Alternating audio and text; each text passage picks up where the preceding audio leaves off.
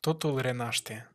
Iarba țâșnește din putreda țărână, așteptând din nou să se supună asupririi. Mugurii cruzi răsar ca niște sfârcuri înghețate. Iarna face vreo două plecăciuni și fuge în depărtare. Da, totul renaște.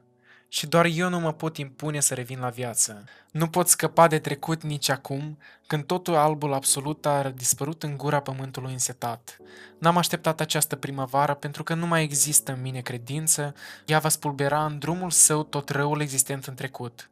Nu cred că ea va aduce noi speranțe la viață, pentru că acestea de mult au fost decapitate și rădăcinile lor au putrezit.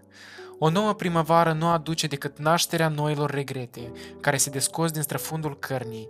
Ne îndreptăm cu pasul repezit spre primăvară, ca spre o nouă etapă a vieții, o etapă la care nu ajung toți. Nu fiecare suflet este în stare să lupte cu nemiloasa zăpadă lăsată în urma gerurilor sufletești și în noul anotimp intră numai cei aleși de soartă. Inimile multora plesnesc de la gerul de minus 30 de grade, suflet, și rămân înghețate în iarna rătăcită. Nu se mai simte acel fior, nu mai bântuie dorurile nebune de începuturi virgine. Pe crengile copacilor apar ochii căprui ai primăverii.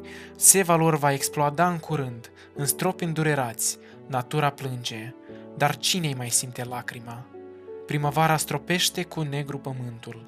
Muguri desfac doliu, florile de cireș înfloresc azi îmbrăcându-și petalele negru, se aude bocetul ierbii, ea din nou străbate calea dureroasă spre a dobândi dreptul la viață. Dar ce viață? Ea se lăsă călcată în picioare de fiecare trecător, iar la rădăcini e subtă de vermiele umed.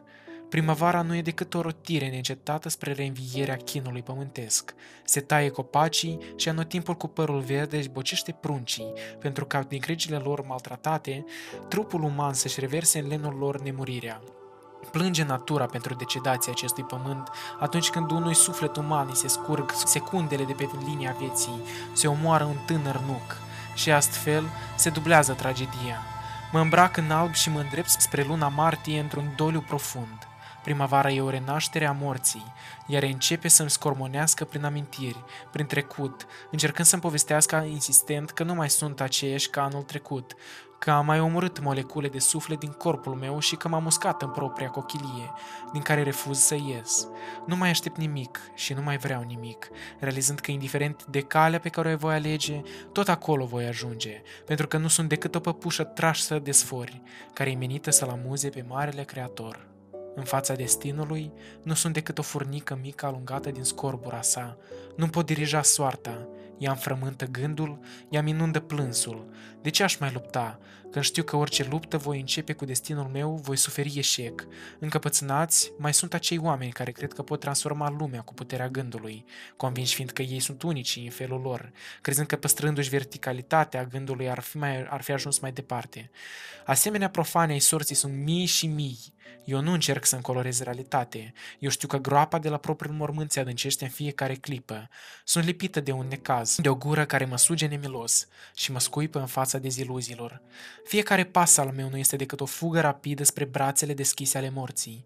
Eu n-aștept primăvara să îmbătrânească la ușa timpului pierdut. Eu voi trăi într-un doliu negru 90 de zile. Eu n-aștept să renasc din mine. Eu știu că am fost arsă de vie. Eu știu că nu mai pot.